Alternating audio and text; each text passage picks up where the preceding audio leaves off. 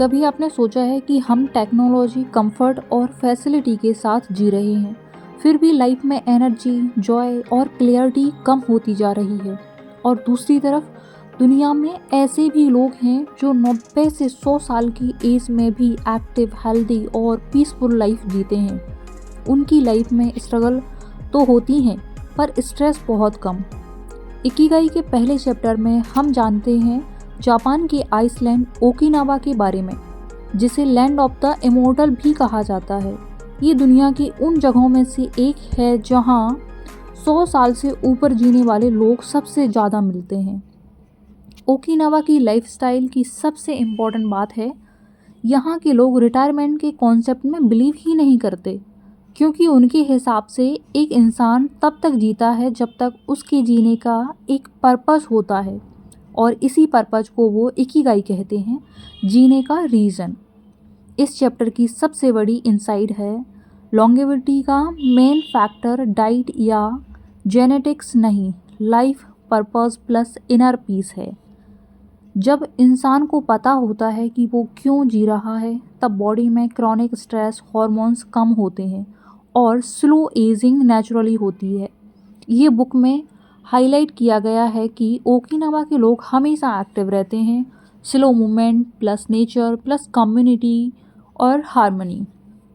वो काम को बर्डन नहीं, मीनिंग के साथ देखते हैं। Mindset of longevity, science plus purpose. Book कहती है कि एजिंग सिर्फ बायोलॉजिकल पर्पस नहीं, मेंटल और इमोशनल स्टेट भी है। जब डेली रूटीन में पर्पस हो तो brain dopamine, serotonin naturally release करता है, जो इम्यूनिटी, मूड और वाइटलिटी इम्प्रूव करता है। यही सही माइंडसेट है हेल्दी बॉडी। मोई सपोर्ट सिस्टम। ओकिनावा के लोग अपनी कम्युनिटी में छोटे छोटे ग्रुप्स बनाते हैं, जिसे मोई कहते हैं। मोई का पर्पस है emotional support, social bonding, mutual care, belongingness. यानी यहाँ लोग अकेला जीना सीखने की बजाय साथ जीने का कल्चर फॉलो करते हैं। इसका इफेक्ट होता है डिप्रेशन कम, लॉनलीनेस कम, हैप्पीनेस इंडेक्स हाई, स्ट्रेस कम। Lifestyle habits simple plus sustainable. इस चैप्टर में कुछ हैबिट्स हाईलाइट की गई हैं जो एजिंग स्लो करती हैं। हारा हाची वो 80% पेट भरने तक खाना, यानी कि 20% पेट आपका खाली रहेगा।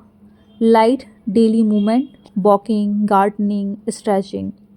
Fresh plus natural diet, sunlight exposure, community meals, celebration, conversation, purpose driven work. ये हैबिट एक्सट्रीम एफर्ट्स नहीं, छोटे कंसिस्टेंस स्टेप हैं। चैप्टर का कोरिलेशन, अगर तुम्हारा पर्पस सिर्फ पैसा, कंपैरिजन या अप्रूवल से ड्राइवन है तो वो बर्नआउट लाता है, पर अगर पर्पस कंट्रीब्यूशन बेस्ड हो तो वो लाइफ भर एनर्जी देता है। इस चैप्टर के बाद तुम खुद से ये 3 क्वेश्चन पूछ सकते हो। ऐसा कौन सा काम है जिससे तुम्हारे इनर पीस मिलता है, चाहे उसमें पैसा हो या ना हो। सेकंड, तुम्हारी लाइफ में कौन लोग तुम्हें इमोशनली सपोर्ट करते हैं, वो तुम्हारा मोआई हो सकते हैं। क्या तुम खाना और रूटीन माइंडफुल रखते हो या बस ऑटो पायलट पर जी रहे हो। इन सवालों के जवाब ही तुम्हारी लाइफ में स्लो एजिंग और डीप क्लियरिटी को स्टार्ट करेंगे।